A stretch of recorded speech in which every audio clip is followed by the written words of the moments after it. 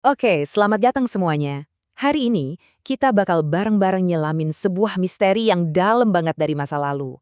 Kita akan ngebahas sebuah peradaban raksasa yang bisa bangun kota-kota super megah, menguasai wilayah yang luasnya bukan main, tapi anehnya mereka nggak meninggalkan satupun nama raja, nama pahlawan, atau bahkan satu cerita pun. Inilah kisah peradaban Harappa, sebuah peradaban tanpa wajah. Gini deh, coba bayangin sejenak. Kita kenal Mesir kuno kan? Ada Firaun, ada piramida, kita juga tahu Kekaisaran Romawi, ada Julius Caesar, ada Kolosseum. Nah sekarang, coba bayangkan ada peradaban yang sehebat mereka, tapi benar-benar sunyi senyap. Nggak ada cerita epik, nggak ada catatan perang, nggak ada patung kaisar yang gagah. Yang ada cuma reruntuhan kota yang membisu. Gimana rasanya kalau sebuah peradaban sebesar itu bisa hilang begitu aja dari ingatan manusia?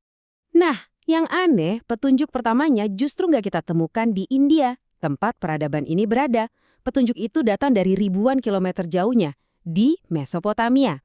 Dalam catatan kuno milik Sargon Agung dari Akkad, ini salah satu kaisar pertama di dunia loh, tertulis tentang kapal-kapal dagang yang datang dari sebuah negeri kaya di timur, namanya Meluha. Selama ini Meluha itu cuma nama doang, misterius gitu. Tapi sekarang kita tahu, Meluha adalah sebutan orang Mesopotamia untuk peradaban lembah Indus. Oke, sekarang kita masuk lebih dalam lagi ke inti misterinya. Tahu kalau Meluha itu peradaban lembah Indus itu satu hal, tapi memahami siapa mereka sebenarnya, wah itu cerita lain. Dan disinilah letak keanehannya yang paling utama. Dari sebuah peradaban yang begitu maju, nggak ada satupun nama tokoh yang kita kenal. Ini adalah sebuah peradaban tanpa nama. Dan jangan salah, ini bukan peradaban kecil-kecilan yang cuma numpang lewat. Mereka ini eksis dan berkembang pesat selama 700 tahun. Bayangin, 7 abad. Mereka membangun kota-kota dengan tata kelola yang luar biasa. Punya jaringan perdagangan yang luas banget. Terus, tiba-tiba aja mereka lenyap. Bukan cuma kotanya yang hancur, tapi ingatan tentang mereka pun ikut terkubur total. Sampai akhirnya ditemukan lagi oleh para arkeolog di zaman modern. Oke, jadi bukti apa aja sih yang sebenarnya kita punya? Apa aja potongan-potongan puzzle yang ditinggalin sama orang-orang Harappa ini di sepanjang lembah Sungai Indus? Waktu kita lihat peninggalan mereka, ini nih yang bikin bingung. Ada kontras yang tajam banget. Di satu sisi, bukti fisiknya melimpah. Ada reruntuhan kota yang luar biasa, ribuan cap segel kecil dengan ukiran hewan yang detil banget, mungkin buat perdagangan ya. Dan ini yang paling bikin gemes, mereka ninggalin tulisan-tulisan singkat, tapi pakai aksara yang sampai detik ini nggak ada satu orang pun di dunia yang bisa baca. Di sisi lain, ada kekosongan total. Nggak ada catatan sejarah, nggak ada kisah penaklukan, nggak ada cerita kepahlawanan. Kosong. Dari semua kota yang udah ditemuin, ada dua yang paling gede dan paling terkenal, Harappa dan Mohenjo-daro. Tapi yang lucu, nama-nama ini pun bukan nama asli mereka loh. Harappa itu diambil dari nama desa modern yang ada di dekat situ. Dan Mohenjo-daro itu artinya gunung arwah. Nama ini dikasih sama penemunya karena mereka ngegali di atas gundukan reruntuhan kuno. Jadi kita sama sekali nggak tahu penduduk aslinya nyebut kota kebanggaan mereka itu apa. Walaupun kita nggak tahu nama mereka, jangan salah sangka dulu ya. Orang Harappa ini adalah para insinyur dan perencana kota yang jenius pada masanya. Coba kita lihat deh, secanggih apa kota-kota yang mereka bangun ribuan tahun sebelum banyak peradaban lain kepikiran buat bikin yang kayak gitu. Dan yang perlu kita pahami di sini adalah skalanya. Gede banget.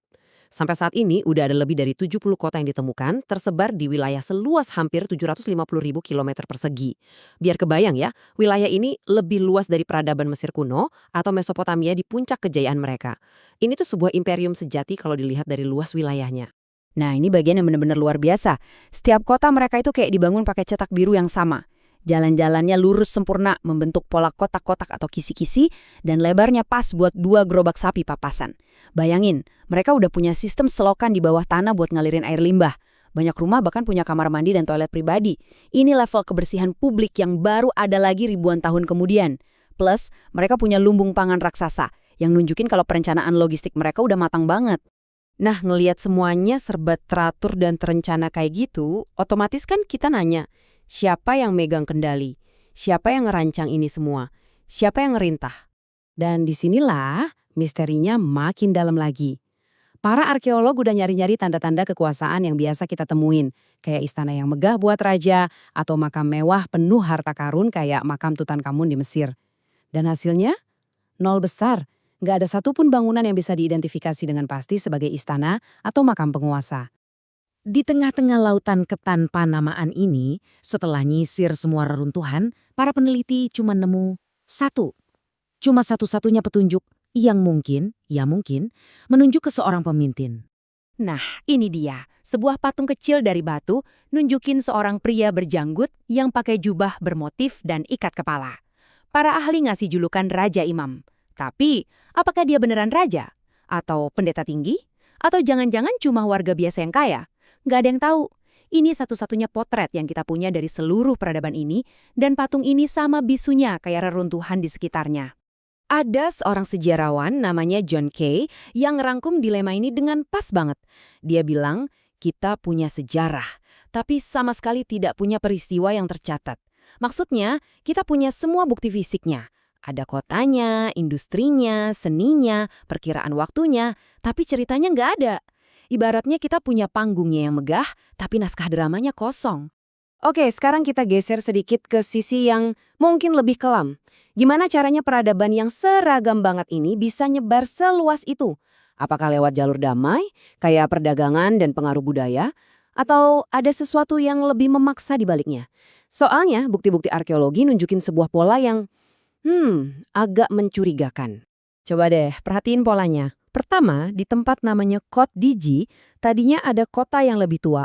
Lapisan tanahnya nunjukin kota ini hangus terbakar. Lalu, persis di atas abunya, dibangun kota Harappa yang baru, dengan gaya standar mereka. Terus di Amri, pemukiman lama tiba-tiba ditinggalin gitu aja, lalu muncul kota Harappa. Di Kalibangan, sama lagi polanya. Kota tua ditinggalkan, terus di atasnya dibangun kota Harappa. Polanya sama terus. Budaya lokal yang lama hilang, terus diganti sama budaya Harappa yang seragam. Dan ini kuncinya. Setiap kota Harappa yang baru ini dibangun, itu dibangun dengan benteng dan tembok pertahanan yang super kuat, tinggi, dan tebal. Ini kan jadi pertanyaan gede. Mereka bikin benteng buat bertahan dari siapa? Nggak ada bukti serangan dari luar, misalnya dari Mesopotamia. Mungkin jangan-jangan mereka bangun tembok buat melindungi diri dari orang-orang yang baru aja mereka taklukkan, yang tanahnya mereka ambil alih. Oke, jadi coba kita satuin semua petunjuk ini. Kita punya ketiadaan nama tokoh, perencanaan kota yang luar biasa, keseragaman yang ekstrim, dan bukti ekspansi yang kemungkinan besar dipaksakan. Ini semua kalau digabungin, mengarah pada gambaran sebuah masyarakat yang sangat-sangat unik. Sebuah kolektif tanpa aku. Ini yang disebut John Kay sebagai keseragaman yang obsesif. Dan ini benar-benar gila sih. Bukan cuma tata letak kotanya aja yang sama. Detail-detail terkecilnya pun distandarisasi. Bayangin ya, ukuran batu batanya. Di seluruh wilayah yang luasnya 750.000 km persegi itu, ukurannya sama persis. Lebar jalannya ngikutin standar. Bahkan alat-alat kerja buat para tukang kayaknya dibikin dalam satu set standar yang sama. Nah, dari sini muncul sebuah teori yang cukup radikal. Mungkin peradaban Harappa ini berfungsi lebih kayak satu organisme tunggal, kayak sarang lebah atau koloni semut raksasa gitu loh. Sebuah masyarakat di mana kepentingan kolektif, kepentingan kelompok itu begitu dominan sampai-sampai konsep tentang individu, tentang aku, jadi nggak penting lagi atau bahkan mungkin nggak ada sama sekali. Makanya nggak ada pahlawan, karena yang penting bukan si individu, tapi sistemnya itu sendiri. Dan ini pada akhirnya ninggalin kita dengan satu pertanyaan besar, yang jangan-jangan masih relevan sampai hari ini. Orang-orang Harappa berhasil mencapai kemajuan yang luar biasa. Stabilitas, kebersihan, organisasi yang efisien selama ratusan tahun. Tapi pertanyaannya adalah, apakah harga yang harus dibayar untuk semua kemajuan dan keteraturan itu adalah hilangnya individualitas, hilangnya cerita pribadi, hilangnya sang aku? Sebuah pertanyaan yang akan terus menghantui kita saat menatap peruntuhan bisu dari peradaban tanpa wajah ini.